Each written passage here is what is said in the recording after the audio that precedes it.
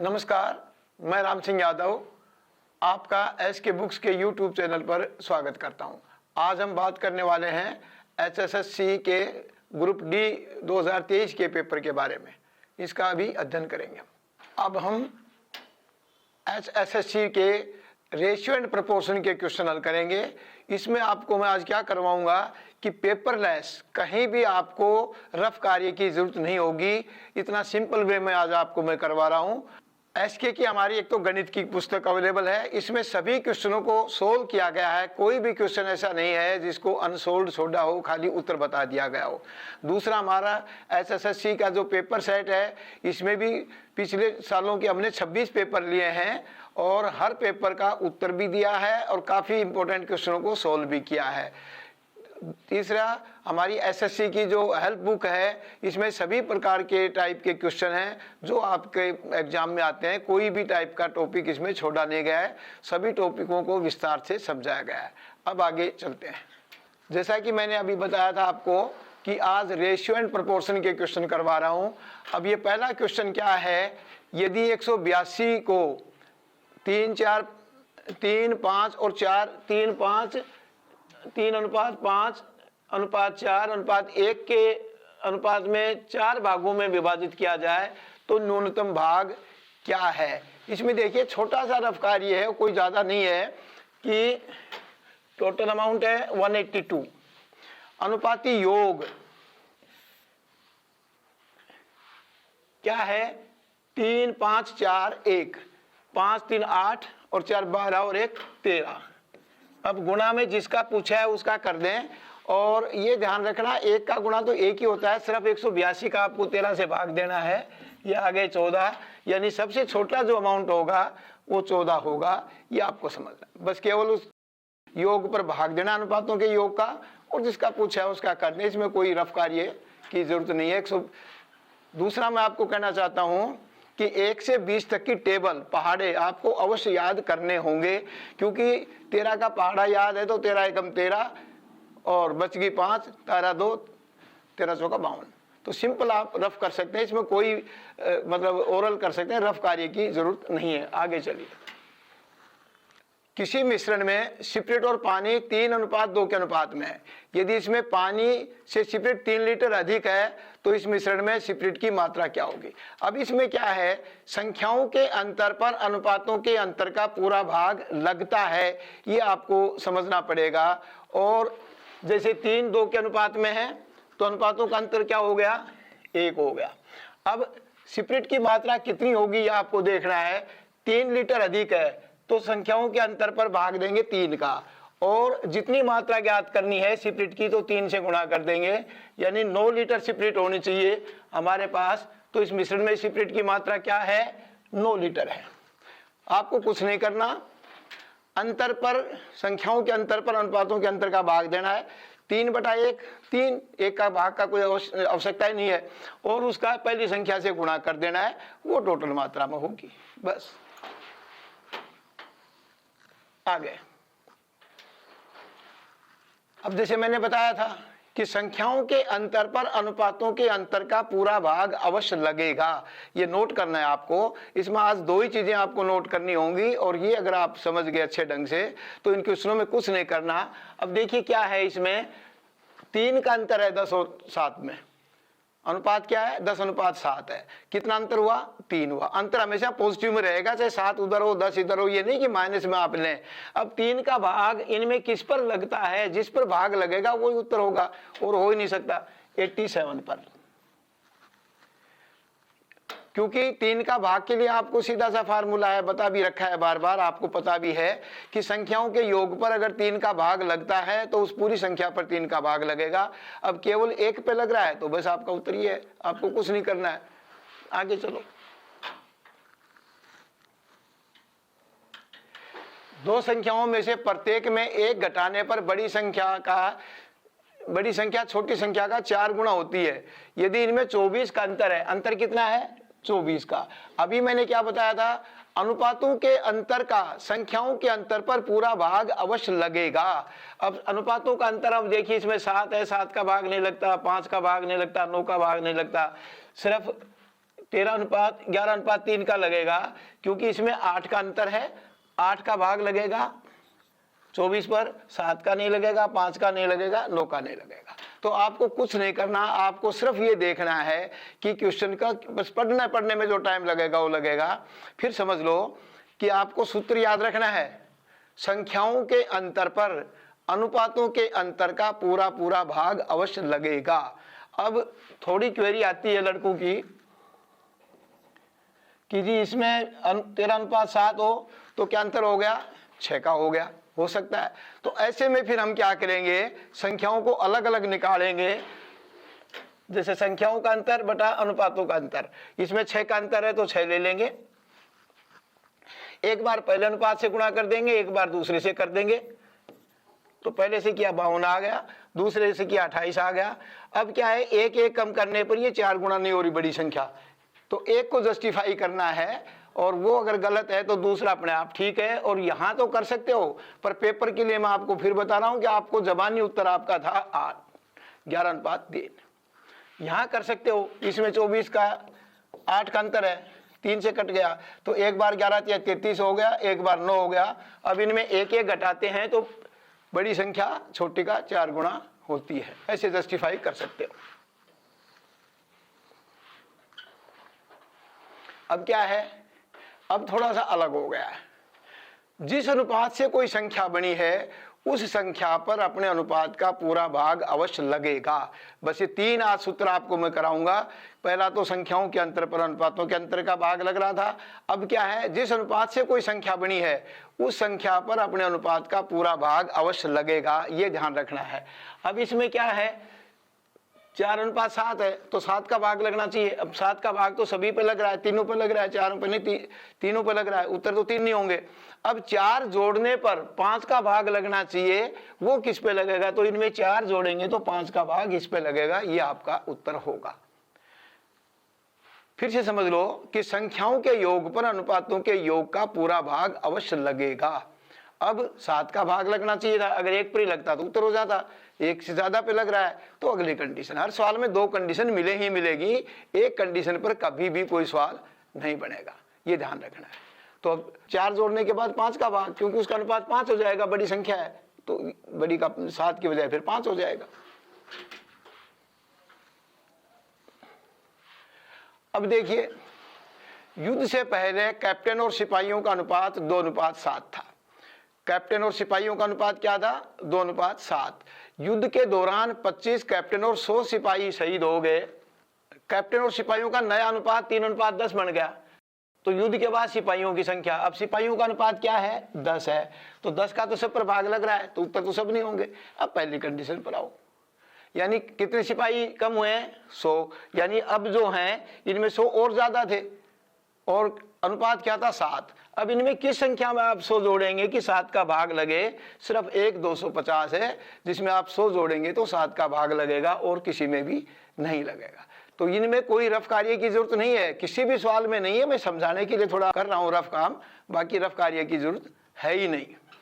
तो 2:7 था, तो सिपाहियों का 7 अनुपात था। अब 7 था तो 100 सिपाही और थे पहले, तो 100 तो कम होकर आए ना, ये तो संख्या बाद की संख्या है। और पूछ रहा है पहले की, युद्ध के बाद सिपाहियों की संख्या क्या होगी, तो 100 पहले चले गए थे तो बाद में 250 होगी, क्योंकि 100 और जोड़े तो 7 का भाग लगना चाहिए था पहले वाली में, इसलिए युद्ध के बाद क्या बचे, 250।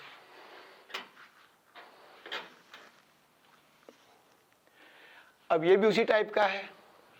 किसी रेजिमेंट में युद्ध से पहले अफसरों का जवानों का अनुपात, अफसर और जवानों का अनुपात 3:31 था। युद्ध में 6 अफसर और 22 जवान शहीद हो गए, तो यह अनुपात 1:13 हो गया। युद्ध से पहले रेजिमेंट में अफसरों की संख्या क्या थी। अब क्या है कि युद्ध से पहले, तो युद्ध से पहले अफसरों का अनुपात क्या था, 3 था, तो 3 का भाग जिस पर लगेगा वो ही आपका उत्तर होगा, कुछ नहीं करना आपको, 21। फिर से समझ लो कि जिस अनुपात से कोई संख्या बनी है उस संख्या पर अपने अनुपात का पूरा भाग अवश्य लगेगा। युद्ध से पहले रेजिमेंट में अफसरों की संख्या पूछ रहा है, तो युद्ध से पहले अफसरों की संख्या 3 का भाग लगने वाली हो सकती है। अब फिर कुछ लड़के क्वेरी कर देते हैं, अब जी यहाँ कहीं मान लीजिए 27 हुआ तो क्या करेंगे, तो एक को हम जस्टिफाई करेंगे, जो पहले है उसको करना, ABC की तरफ हो, सी को कर लेते हैं। अब देखिए युद्ध से पहले 3 के अनुपात में तो थे सिपाही और अफसर, और सिपाही कितने के अनुपात में थे? 31 के में। तो सिपाहियों की संख्या क्या थी? 7 से काटा 217, और अफसरों की तो 21 थी, अपन 21 ले ही रहे हैं। अब ये क्या कह रहा है कि 6 अफसर और 22 जवान शहीद हो गए। 6 अफसर और 22 जवान शहीद हो गए। अब देखिए 22 जवान अगर शहीद हो गए तो उससे पहले जवानों का क्या थी संख्या? 195, और अफसरों की क्या थी? 15। अब अनुपात क्या मांग रहा है? 1:13। ये हो गया 15 एकम 15 और 15 13 195। तो इस तरह जस्टिफाई कर सकते हो, पर जस्टिफाई की जरूरत नहीं पड़ती है। जो मैंने ये क्वेश्चन लिए हैं ये सारे वही क्वेश्चन लिए हैं जो आपके इस स्टैंडर्ड के एग्जामों में आए हुए हैं, और पेपरों में जो जो ऑप्शन डाले थे वही मैंने लिए हैं, पर समझाने के लिए मैं ऑप्शन बढ़ा रहा हूं ताकि आप समझे यार कभी ऐसा हुआ तो फिर हम तो रह गए। तो ये आपको ऐसे करना है। आगे चलो। अभी मैंने क्या बताया है कि संख्याओं के योग पर अनुपातों के योग का भाग भी लगेगा। ये 3 सूत्र आज मैं आपको बता रहा हूं, ध्यान रखना है। अब इसमें एक पेटी में 1 दर्जन शीशे थे, पेटी के गिरने से कुछ शीशे टूट गए, तो जो टूटे और बिना टूटे शीशों का अनुपात क्या है? अब मैंने बताया है कि 1 दर्जन में 12 होते हैं। अब संख्याओं के किस अनुपातों के योग का 12 पर भाग लगता है वो तो होगा अनुपात, और नहीं लगता वो नहीं हो सकता। तो आप किसका भाग नहीं लगेगा इसमें? 1:4 का भाग नहीं लगेगा, क्योंकि 1:4 का योग 5 होता है, 12 पर 5 का भाग नहीं लगेगा। तो ये आपका उत्तर बनेगा। 3 का 12 पर लगेगा, 6 का लगेगा, 4 का लगेगा। तो जिस अनुपात से कोई संख्या बनी है, संख्याओं का योग पर अनुपातों के योग का भाग लगता है। शुरू में भी बताया था और फिर भी बता रहा हूं। आगे और देखो, एक कक्षा के परीक्षा परिणाम में पास फेल का अनुपात 9:1 रहा। यदि 6 विद्यार्थी और फेल हो जाते तो परिणाम 6:1 होता। कक्षा में कितने विद्यार्थी हैं? मैं आपके लिए 30 सेकंड का समय देता हूं। 30 सेकंड में आप इसको सोल्व करो, फिर मैं आपको एक्सप्लेन करूंगा, उत्तर बताऊंगा। अब देखिए, अभी मैंने क्या बताया है? संख्याओं के योग पर अनुपातों के योग का पूरा भाग लगता है। वस्तु है तो लगेगा, व्यक्ति है तो लगेगा, और आयु के सवाल में अगर वर्ष हो तो उन पर भी ध्यान रखना लगेगा। अब ये तो व्यक्ति हैं, 5.5 तो हो नहीं सकते व्यक्ति तो पूरे पूरे होंगे। तो किसका है? पहले 9 + 1। अब 9 + 1 का 10 का तो सब पे लग रहा है। फिर क्या है? 6 + 1 7। अब 7 का भाग और 10 का भाग केवल 140 पे लगेगा, बाकी पर 7 का भाग नहीं लगेगा। आप समझ गए होंगे कि अनुपातों का योग भाई पास से इधर हो रहे हैं, उसी क्लास में बैठे हैं, फिर भी मैं आपको यहाँ समझाने के लिए डिटेल से समझा देता हूँ, कोई दिक्कत नहीं है। मान लीजिए यहाँ 70 होता तो आप कहते जी इस पे भी 7 का लग रहा है, इस पे भी 10 का लग रहा है। ये पिछले सवाल में मैंने समझाया था कि ऐसे ऑप्शन आते नहीं हैं, परंतु फिर भी आपको मैं समझा रहा हूँ ताकि आप इनको और अच्छे वे में कर सकें। अब देखिए 9:1 रहा।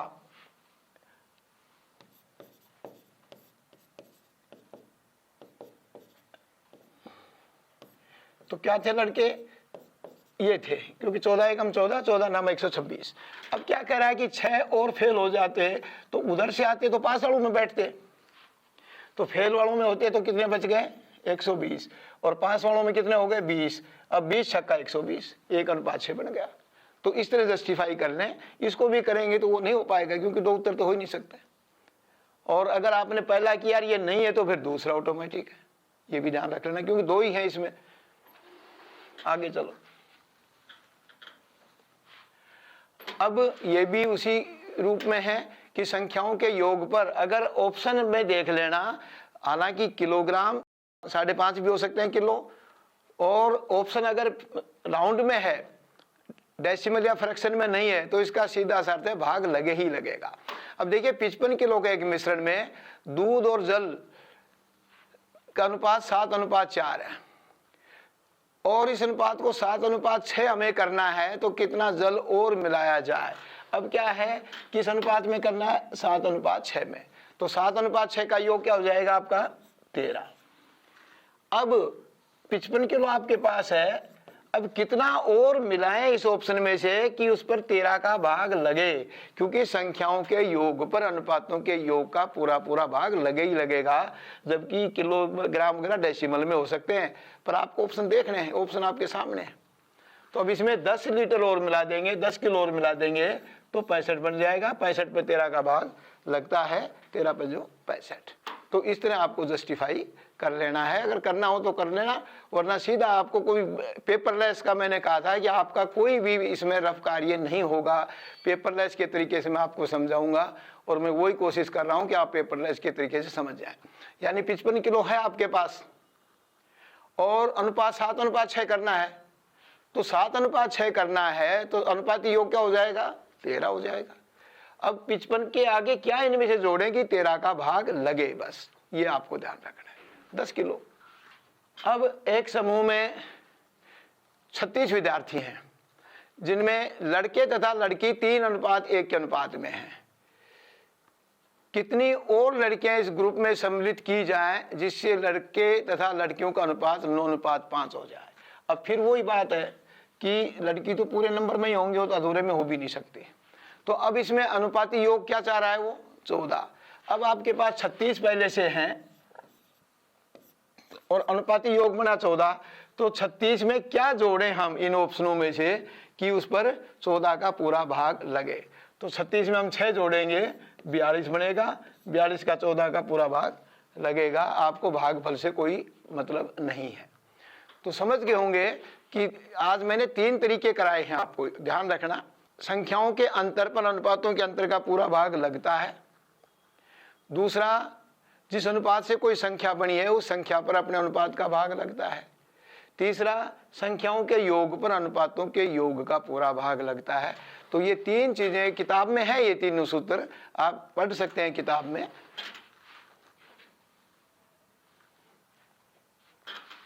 अब फिर वही मिश्रण का ही है। एक मिश्रण में 40 लीटर में शराब तथा जल का अनुपात 3:1 है। इस अनुपात को 5:2 करने के लिए कितना और जल मिलाना होगा। अब इसमें क्या है, अनुपाती योग क्या कर रहा है, वो 5:2 यानी 7 का। अब 40 लीटर में है तो 40 लीटर में क्या हम जोड़ें इन ऑप्शनों में से कि 7 का भाग चला जाए। सीधा सा है 2, यानी कुछ नहीं करना था आपको भाई। 40 जमा 2 42, 42 पे 7 का भाग लगेगा, 7 संग 42, और किसी भी ऑप्शन से नहीं लगेगा। तो ये ध्यान रखना है कि जिस अनुपात से संख्या बनी है उस संख्या पर अपने अनुपात का पूरा भाग लगता है। इसमें कुछ नहीं करना आपको, सिर्फ ये टेक्निक 3 है उनको फॉलो करना है, और प्रैक्टिस पेपर आपके पास है और आप कर सकते हो। अब ये सवाल अभी आया था किसी पेपर में आपके हरियाणा के में ही। ए, बी और सी एक व्यापार के लिए 75,000, 90,000 और 1,05,000 रुपए का निवेश करते हैं। यदि बी के हिस्से में 12,000 आता है, बी के हिस्से में 12,000 आता है, तो उस साल का कुल मुनाफा क्या था। अब पहले तो इनका अनुपात लेना पड़ेगा। अनुपात सीधा सा आपको पता है कि सरलतम रूप में लिखा जाता है 3 0 से 3 0, 3 0 से 3 0 काट दिया। अब आपके पास बचा 75, 90 और 105। ये आपका अनुपात बन गया 15×5 75, 15×6 90 और 15×7 105। और बी का अनुपात क्या है, 6, तो 6 का भाग दो, आगे कटेगा नहीं, 6 का भाग दे दो, ये बी का अनुपात का आ गया। अब इसमें क्या है कि बी को 12,000 का मुनाफा मिल रहा है, और तो उस साल का कुल मुनाफा क्या था, तो कुल मुनाफा का मतलब है अनुपाती योग का यहां गुणा करना पड़ेगा। 5 और 6 11 और 7 18, अनुपाती योग का गुणा करना पड़ेगा, ये आपको ध्यान रखना है। यानी पहले तो अनुपात में काटो, उनको अनुपात बनाओ। 75,000, 90,000, 105, 1,05,000 का 5, 6 और 7 के अनुपात में कट गया, और बी का जो हिस्सा मिल रहा है बटा बी का अनुपात गुणा में बाकी संख्याओं का जो अनुपात है, टोटल अनुपात है, वो निकालना है। अब पूरी संख्या आ जाएगी, ये काटा 2,000 आ गया, 18 से गुणा किया 36,000 आ गया। इसमें भी करना कुछ नहीं है, मामूली सा काम है। ये नहीं कि इसमें बहुत ज़्यादा रफ वर्क होगा जी, ये तो फिर समझ में नहीं आया। भाई 75,000, 90,000, 1,05,000, आप 3 0 0 उड़ा दो, फिर आपकी ग्रिप में आ गया 75, 90 और 105, तो 15 की टेबल है, 5, 6 और 7। अब 5, 6, 7 का अनुपाती योग ले लो, 12,000 बटा 6, 2,000 आएगा, 2,000 का 18 से गुणा, जबानी इसमें सारा काम आप कर सकते हैं, कोई रफ कार्य की जरूरत नहीं है आपको। अब ये IQ बेस्ड है तो अनुपात में, पर IQ बेस्ड क्वेश्चन है कि 17:24 के अनुपात में से प्रत्येक में कितनी संख्या जोड़ी या घटाई जाए कि अनुपात 1:2 हो जाए। तो अब देखिए, किसी भी सम संख्या में, क्योंकि अनुपात 2 हो रहा है बड़ी संख्या का, तो किसी भी सम संख्या में विषम अगर आप जोड़ेंगे तो कभी भी सम नहीं बनेगी, तो 2 का अनुपात नहीं आएगा। तो इसमें क्या हो सकता है, या तो 10 आप जोड़ सकते हैं या 10 घटा सकते हैं। परंतु अब इसमें देखिए, 10 अगर आप जोड़ते हैं तो ये 34 बनती है, ये 27। तो 27 और 34 जो है वो 1:2 नहीं हो सकती। तो सीधा सा है कि 10 घटाएंगे जी, 10 घटाएंगे तो 17 में 7, 10 गई 7 बची और ये 14 बची, तो 1:2 हो गया। तो इसमें भी कोई रफ कार्य नहीं है कि भाई कभी भी किसी सम में सम जोड़ेंगे या सम घटाएंगे तो ही सम बचेगी। और सम बचने की क्या पहचान है कि अनुपात 2 हो रहा है, 2 हो रहा है तो उसके ऊपर भाग जाएगा, जिस अनुपात से संख्या बनी उस संख्या पर अपने अनुपात का भाग लगेगा। तो इसलिए 10 जोड़ें या घटाएं, बी और डी पर आ गए आप। परंतु ये देखें, जोड़ेंगे तो 34 बनेंगे और 27 बनेंगे, तो 27 और 34 तो 1:2 नहीं हो सकता, तो घटा दो। अब ये भी IQ बेस्ड का ही एक क्वेश्चन है, अनुपात में है पर थोड़ा कॉमन सेंस का ही है। अब इसमें क्या है, 3 छात्रों ABC के अंक 10, 12 और 15 के अनुपात में है।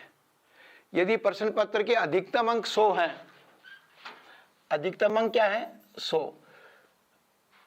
तो B के अंक निम्न में से किस ग्रुप में नहीं हो सकते। अब B का इसमें नहीं हो सकेंगे, क्यों नहीं हो सकेंगे ये भी थोड़ा सा फिर से समझ लो। जो पिछला सवाल था उसी तरह ये भी है कि 100 बटा में आप 15 करेंगे तो क्या आएगा, 6 पॉइंट समथिंग आएगा, 6.66 या 6 पॉइंट समथिंग होगा। अब उसका 12 से गुणा करेंगे तो वो 80 से कम ही रहेगा, और इसका 100 पे भाग देंगे तो 6 से कम होगा। जैसे पिछला सवाल जो था कि B का भाग था, उसी B का भाग अब कर रहे हैं, तो B का भाग पर 100 का भाग दिया हमने, तो 100 का भाग दिया तो क्या आया, 6.66 आएगा। और 6.6 का 12 से गुणा करेंगे तो अधिकतम संख्या 79 पॉइंट समथिंग बनेगी, यानी 80 तक ही बन पाएगी, 80 को क्रॉस नहीं कर पाएगी। तो आपका उत्तर क्या हो गया, डी हो गया। इसमें कोई वो नहीं है रफ कार्य की, भाई 100 के ऊपर आपको क्या करना है, 100 के ऊपर 15 का भाग देना है, क्योंकि हमें तो दूसरे का अनुपात देखना है।